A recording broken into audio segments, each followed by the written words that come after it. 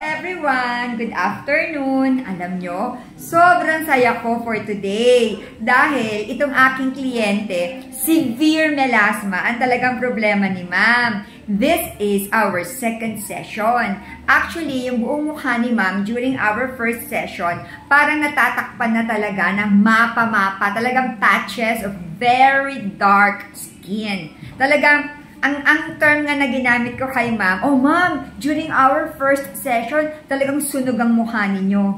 Yes, gano'n ang itsura ng mukha ni ma'am. Ngayon, after 3 weeks, ang laki na ng pinagkaiba ng kanyang skin as compared during our first session or 3 weeks ago.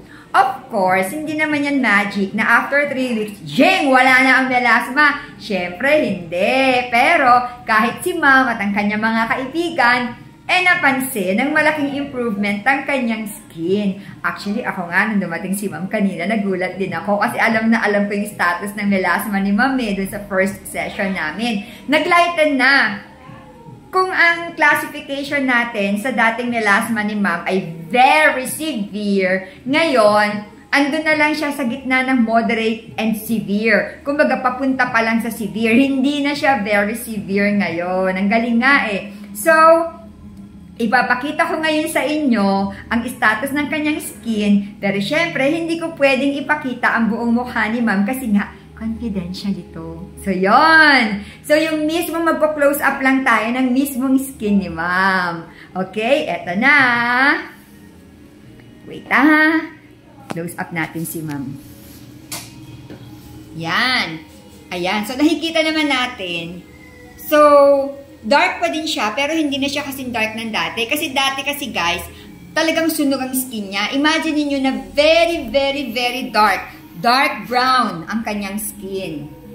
And then, eto yung kabilang side ng cheek ni ma'am. I-adjust ko lang yung ating, ayan. Ganun tayo, ma'am. Ayan, o, diba? Naglighten na. Hindi na katulad dun dati na talagang sunog ang kanyang skin. And then, yung kabilang side naman ng cheek ni ma'am, ganyan tayo, ma'am, para sa ilawa. Ayan, tiniturn ko kasi yung ulo ni ma'am eh. Okay, ayan. So, naglighten na din. Hindi na katulad dun dati. So, kung napapansin nyo, halos yung buong mukha niya may melasma na eh, no? Pero, well, ang mahalaga, talagang nag-improve na kami.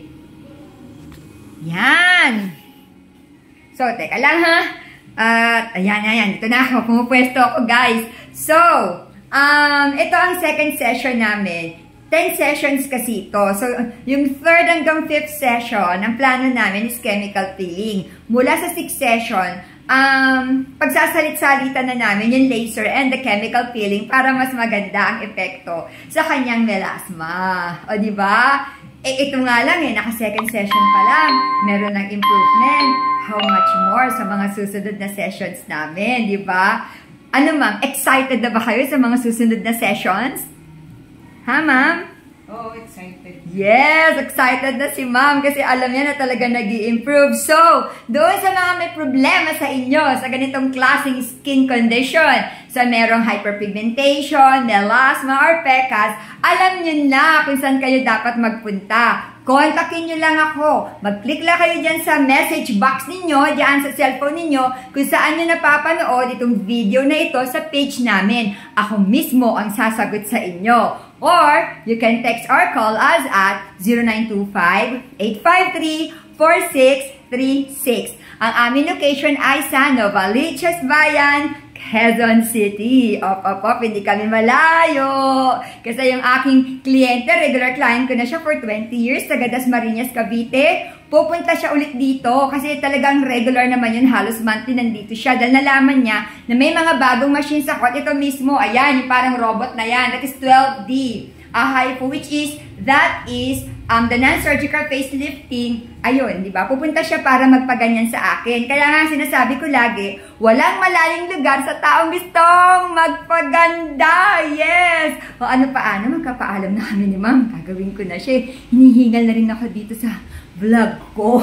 O ma'am, magbabay na tayo. Yung kamay niyo ulit mataas. Taasan niyo pa, ma'am. Hindi ko makita yung kamay. Ayun. Ayun na yung kamay ni ma'am. Bye, guys!